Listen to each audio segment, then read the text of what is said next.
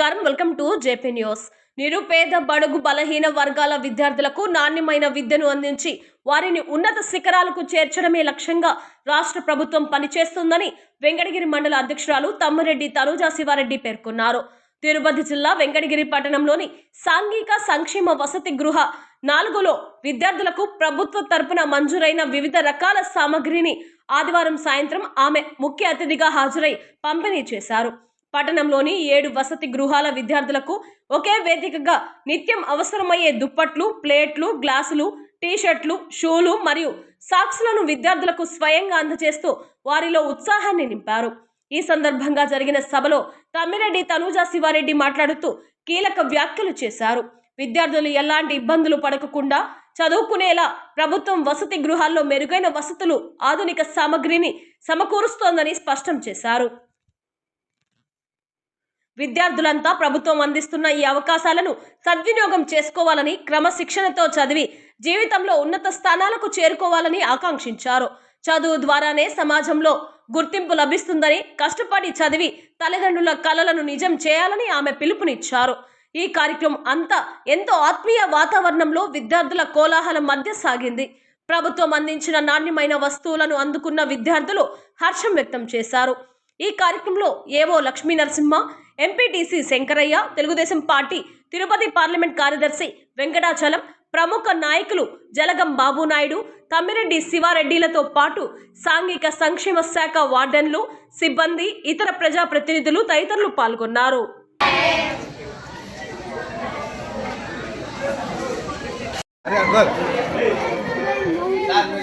Madam, మా యొక్క వసతి గృహానికి మీరు సందర్శించి మా పిల్లలకు ఈ యొక్క మెటీరియల్స్ పంపిణీ చేసే కార్యక్రమానికి మీకు వచ్చినందుకు మీకు స్వాగతం, సుస్వాగతం మేడం.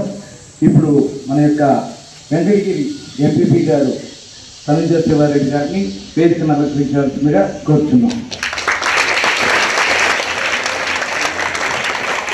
వేదికను అలంకరించాల్సిందిగా కోరుతున్నాం. తర్వాత ఏవో లక్ష్మీనారాయణ గారు సార్ గారిని కూడా వేదిక మీద రావాల్సిందిగా కోరుతున్నాం.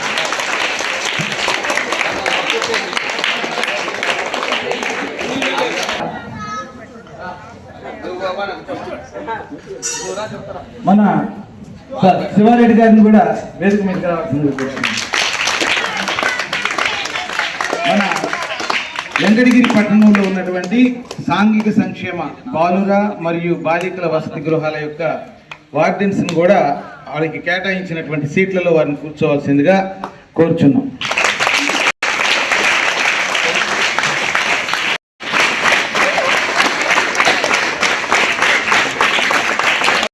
ఈ యొక్క కార్యక్రమానికి సంబంధించి నేను బ్రీఫ్ నోట్స్ ప్రజెంట్ చేద్దామని కోరుకుంటున్నాను. సాంఘిక సంక్షేమ శాఖ యొక్క హాస్టల్స్ మేడం, ఇది ఓన్లీ ఎస్సీ హాస్టల్స్ సంబంధించి మా యొక్క మరి ఈ యొక్క సాంఘిక సంక్షేమ శాఖలో ఈ వెంకటగిరి ప్రాంతంలో మొత్తం 7 హాస్టల్స్ ఉన్నాయి మేడం. 7 హాస్టల్స్లో 5 hostels pre matric madam, 2 hostels post matric ఉన్నాయి. ప్రీ మెట్రిక్ అంటే 3వ తరగతి నుంచి 10వ తరగతికి ఉన్నటువంటి హాస్టల్స్ 5 ఉన్నాయి మేడం. అలానే కాలేజీ హాస్టల్స్ పోస్ట్ మెట్రిక్ అవి 2 ఉన్నాయి మేడం. ఒకటి అబ్బాయిలది, ఒకటి అమ్మాయిలది ఉంది. ఇవి మాకు వెంకటగిరి మా పట్టణంలో ఉన్నటువంటి 7 హాస్టల్స్ మేడం. ఈ యొక్క 7 హాస్టల్స్ సంబంధించి 450 మంది యొక్క విద్యార్థులు ఇక్కడ విద్యను అభ్యసిస్తూ ఉన్నారు మేడం. దీంట్లో భాగంగా మరి ప్రభుత్వం వారు వసతి గృహ విద్యార్థుల యొక్క సంక్షేమాన్ని కోరి వారికి మరి ప్రతి సంవత్సరం ఇచ్చినట్లుగానే బెడ్షీట్స్ ఇచ్చున్నారు మేడం. ఈసారి వెరైటీగా, ఇంతకుముందు బెడ్షీట్స్ వేరుగా ఉండేవి మేడం, ఇప్పుడైతే కొద్దిగా చలికి తట్టుకునే విధంగా బెడ్షీట్స్ అనేవి ఇవ్వడం జరిగింది. ఇంతకుముందు నార్మల్ టవల్స్ ఇస్తే ఇప్పుడైతే అందరికీ టర్కీ టవల్స్ ఇవ్వడం జరిగింది మేడం. ఆ తర్వాత విద్యార్థులకు మరి నైట్ ప్యాంట్స్ వచ్చినాయి, తర్వాత నైట్ టీ షర్ట్స్ ఇచ్చారు మేడం. కొంతమందికి అయితే ఇంకా రాలేదు, సరఫరా చేయలేదు. స్వెటర్స్ కూడా వచ్చినాయి మేడం. విద్యార్థులకి చలికి తట్టుకునే దానికి స్వెటర్స్ వచ్చినాయి, కార్పెట్స్ వచ్చినాయి మేడం. అలానే ప్రస్తుతానికి ఆడపిల్లలకు వరకు మేడం షూస్, సాక్స్లు ఇచ్చున్నారు మేడం. సో ఇవన్నీ కూడా మరి విద్యార్థులకు మరి ప్రభుత్వము విద్యార్థులు బాగుండాలి, బాగా చదువుకోవాలని వాళ్ళందరికీ ఇచ్చినటువంటిది. అంతేకాకుండా ప్లేట్లు, గ్లాసెస్ కూడా వచ్చినాయి మేడం. ఆ ప్లేటు, గ్లాసుల పంపిణీ కూడా ఈరోజు జరగబోతుంది. అదేవిధంగా మేడం ట్రంక్ బాక్సులు కూడా పిల్లలకు వచ్చున్నాయి. అవి ఇంకా కొంత అది ట్రాన్స్పోర్ట్లోనే ఉన్నాయి మేడం. ఇవన్నీ విద్యార్థులకు మరి ప్రభుత్వం వారు ఇవ్వటంలో భాగంగా మరి ఇవన్నీ కూడా మీ చేతుల మీదుగా మా పిల్లలకి ఇవ్వాలని మేము ఆశపడి ఉన్నాం మేడం. కాబట్టి మరి మీరు కూడా మరి పిల్లలంటే మీకు చాలా ఇష్టం కాబట్టి మేడం, మీరు వాళ్ళని ఆశీర్వదించి మీ యొక్క చేతుల మీదుగా వారికి ఇవ్వాల్సిందిగా మేము కోరుతున్నాము. అంతేకాకుండా మా యొక్క వసతి గృహంలో మేడం మరి ప్రభుత్వం నిర్దేశించిన మేరకు అన్నీ కూడా చేస్తూ ఉన్నాం. గతంలో అంటే లాస్ట్ ఇయరే మేడం ప్రభుత్వము సుమారుగా 2 కోట్ల రూపాయలు మేడం మా యొక్క 7 హాస్టల్కి సంబంధించి 2 కోట్ల రూపాయలు మరి ఖర్చు పెట్టి ఈ యొక్క బాత్రూమ్స్ కానీ లేకపోతే మొత్తం టోటల్ హాస్టల్స్ యొక్క స్వరూపం మార్చేశారు మేడం. ఇంతకుముందు గతంలో శిథిలావస్థలో ఉన్నటువంటి హాస్టల్స్ మేడం ఇప్పుడైతే చాలా చక్కగా అందంగా తీర్చిదిద్దడం జరిగింది మేడం. దీంట్లో మరి మీకు తెలుసో లేదో నాకు తెలియదు మేడం, ఒక విషయం నేను మీకు జ్ఞాపకం చేస్తాను. ఈ యొక్క రాష్ట్రం మొత్తం కూడా ఈ యొక్క హాస్టల్స్ అనేవి ఈ బాగుపడటంలో అసలు మొదటి మెట్టు మీదే మేడం. ఎందుకంటే రాష్ట్రంలో ఎక్కడా కూడా రిపేర్స్ స్టార్ట్ కాని టైంలో, రాష్ట్రంలో ఏ వసతి గృహాల్లో కూడా రిపేర్స్ స్టార్ట్ కాని టైంలో వసతి గృహాలను రిపేర్ చేయించాలని గట్టి పట్టుబట్టి జడ్పీ సమావేశాల్లో కూడా వాయిస్ వినిపించిన మీదే మేడం. మీ యొక్క మాటే అది చాలా దూరం పోయింది మేడం, అది మీకు తెలుసో లేదో. అదే ఇక్కడ నాంది పలికింది. ప్రతి ఒక్క వసతి గృహాలు బాగుపడాలన్న ఆలోచన మాత్రం పై అధికారులు కలిగింది మేడం. ఎందుకంటే మేము స్వయంగా చూసాము, మా వసతి గృహాలు బాగుండాలి, ఎలా ఉంటే బాగుంటుంది, పిల్లలు ఏం చేస్తే బాగుంటుంది అని ఇప్పుడు మీరు తపన పడేవాళ్ళు.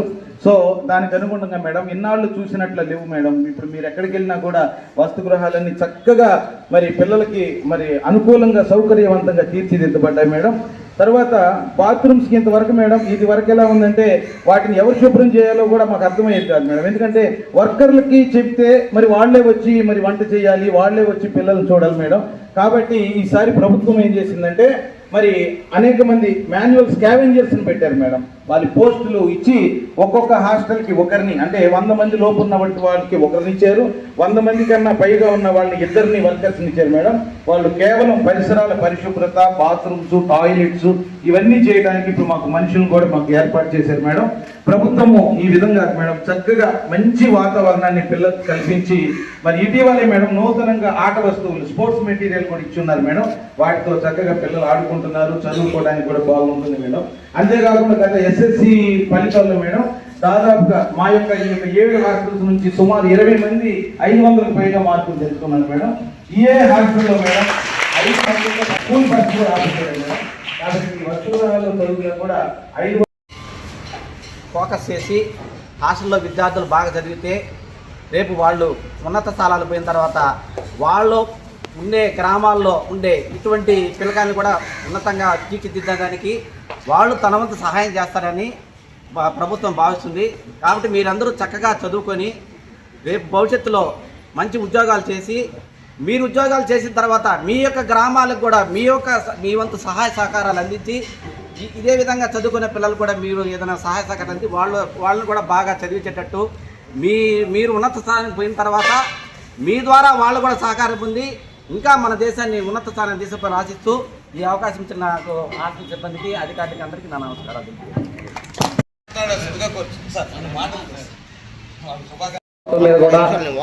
ఈరోజు పేద పిల్లలకి దుప్పట్లు మిగతా వగేరా ఇవ్వాలని రాష్ట్ర ప్రభుత్వం నిర్ణయించింది. ఆ నిర్ణయం ప్రకారమే మన గౌరవనీయులు ఎంపీపీ గారు ఇక్కడికి మన కొన్ని హాస్టల్కి చైర్మన్గా వ్యవహరిస్తున్నారు. ఆ భాగంగానే ఈరోజు మన పిల్లలందరికీ ఈ యొక్క పంపిణీ కార్యక్రమానికి విచ్చేశారు. అదేవిధంగా ఇక్కడ విచ్చేసిన మన ఏఓ గారికి, ఎంపీటీసీ గారికి, వార్డన్లకు అందరూ కూడా, విలేక మిత్రులకు, పిల్లలకు అందరూ కూడా నా హృదయపూర్వక నమస్కారాలు తెలియజేస్తున్నాం. గత కాలంలో మేము కూడా హాస్టల్లో చదువుకోవటం జరిగింది. అప్పుడు ఏ విధంగా ఉండిందంటే ఒక కనీసం అన్నం తినేదానికి కూడా ఇమ్మితిమ్ము లేకుండా ఉండేది. ఎందుకంటే ఒక పక్క పురుగులు, ఒక పక్క నాణ్యత లేని భోజనం చేసి అయినప్పటికీ చదువుకున్నాం. ఈరోజు రాష్ట్ర ప్రభుత్వం, తెలుగుదేశం పార్టీ, నందమూరి తారక రామారావు గారు 83లో పెట్టిన తర్వాత ముఖ్యంగా పేద బడుగు బలహీన వర్గాలకి హాస్టల్స్ మీద ఎక్కువ శ్రద్ధ తీసుకొని గురుకుల పాఠశాలలు ఏర్పాటు చేయటము, ఇలాంటివైన నాణ్యతమైన చదువుని పేదలకి బడుగు బలహీన వర్గాలకి అందజేయాలని ఒక ప్రతిష్టాత్మకంగా ఆ రోజు నందమూరి తారక రామారావు గారు హాస్టల్స్ని పూర్తిగా పట్టించుకోవడం జరిగింది. అదే క్రమంలో చంద్రబాబు నాయుడు గారు అదే విధంగా చేస్తున్నారు. ఈరోజు ముఖ్యంగా లోకేష్ బాబు గారు హాస్టల్స్ మీద అయితేమి, స్కూల్స్ మీద అయితేమి ఒక నాణ్యతమైన చదువును ఇవ్వాలి, పేదల్ని ఎక్కువగా విద్యావంతులు చేయాలి, విజ్ఞానంతో చేయాలి, అందరికీ చిన్న పూర్ స్టాప్ ది పూర్ పిల్లలంతా కూడా ఒక ఉన్నత స్థాయికి తీసుకురావాలని కూడా ప్రభుత్వం చేపడుతుంది. అందులోనే ఎందుకంటే ఈ సంవత్సరము ప్రైవేట్ స్కూల్ నుంచి దాదాపు 1,00,000 చిల్లర వరకు మన గవర్నమెంట్ స్కూల్లో జరగడం జరిగింది. ఎందుకంటే 600కి 600 మార్కులు తీసుకొచ్చారు మన వాళ్ళు. పేద విద్యార్థులు హాస్టల్లో 600కి 600 తీసుకొచ్చారు. అందుకని ఈరోజు ప్రైవేట్ సంస్థల నుంచి ప్రభుత్వం వైపు చూడటం జరిగింది. కాబట్టి మనందరం కూడా బాగా చదువుకొని మంచి మార్కులతో మన తల్లిదండ్రులకి మంచి పేరు తేవాలని, మీరు మంచి విద్యావంతులై మంచి ఉద్యోగం చేయాలని అందరిని కోరుకుంటూ జై హింద్.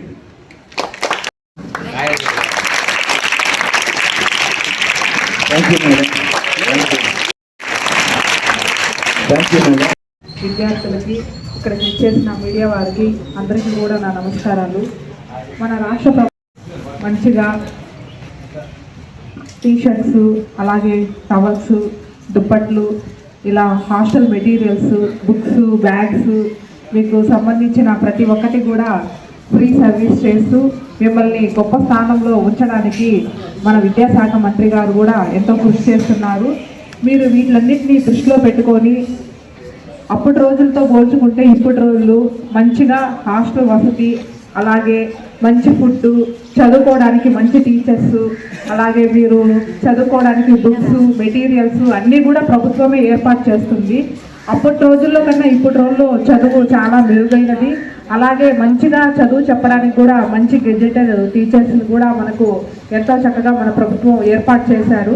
సో కాబట్టి ఇవన్నిటిని దృష్టిలో పెట్టుకొని మీరు బాగా చదువుకొని రాబోయే తరాల వారికి కూడా మీరు ఎంతో మంచి చేయాలని, అలాగే మీ నుంచి వాళ్ళు ఎంతో అభివృద్ధి చెందాలని, మీరు మీ గ్రామాల్లో సార్ చెప్పినట్టు మీ పల్లెటూరులో మీతో పాటు ఉన్న విద్యార్థులకు, అలాగే మీ తర్వాత వచ్చే విద్యార్థులకు మంచిగా మీరు ఎలా చదువుకున్నారు ఏంటి అనేది రాబోయే రోజుల్లో కూడా మీరు మంచి జ్ఞానాన్ని రాబోయే జనరేషన్ కూడా పంచాలని, అలాగే మీరు గొప్పగా చదివి గొప్ప పదవుల్లో అలాగే గొప్పగా సెటిల్ అవ్వాలని, నెక్స్ట్ జనరేషన్ వాళ్ళకి మీ వంతు సహాయం ఏదన్నా అందించాలని మనస్ఫూర్తిగా కోరుకుంటున్నాను. అలాగే మీరు ఇప్పుడు చదువుకున్నారనుకో, మీరు 10 మందికి జ్ఞానాన్ని పంచిపెట్టచ్చు. ఎలాగంటే మీరు ఇప్పుడు చదువుకున్నారనుకో, మీరు మీ ఊళ్ళో పల్లెటూరులో ఎక్కడికన్నా వెళ్ళినప్పుడు అల్లం చిల్లరగా తిరిగే పిల్లలకి ఇలాగ ఎందుకు చదువుకోవట్లేదు, మీరు ఇలా ఎందుకున్నారు అని అంటే పంపించట్లేదు. ఎవరైనా పెద్దవాళ్ళు చెప్పినా పలానా దగ్గర పలానా హాస్టల్స్ ఉన్నాయి, మీరు చదివించలేకపోతే హాస్టల్లో చేర్పించండి, ఉచితంగా చదువు చెప్తారు, అలాగే ఉచితంగా మన హాస్టల్ వసతి కల్పిస్తారు అని ఇంకా వేరే పిల్లలకు కూడా మీరు చెప్పి చేర్పించాలి. మీ ఊర్లలో ఎక్కడికైనా వెళ్ళినా కానీ చదువుకోకుండా చాలామంది పిల్లలు కూడా ఉన్నారు. అట్లా కాకుండా చెప్పండి, మీ పల్లెటూరులో మీ చుట్టుపక్కల గ్రామాల్లో ఎక్కడైనా ఉన్నా కానీ హాస్టల్ వసతులు ఉన్నాయి, మనం చదువుకోవచ్చు, చదువు చెప్పచ్చు అని ప్రతి ఒక్క విలేజ్లో మీరు వెళ్ళినప్పుడు కూడా చెప్పచ్చు. వాళ్ళకి ఎంతమంది చెప్తారు వెళ్ళినప్పుడు? మీతో పాటు ఎంతమంది చేర్చారు? ఇక్కడ చేర్చారా మీరు ఎవరైనా?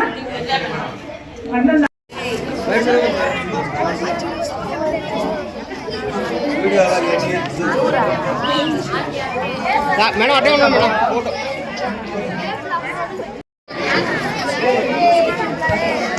Sir madam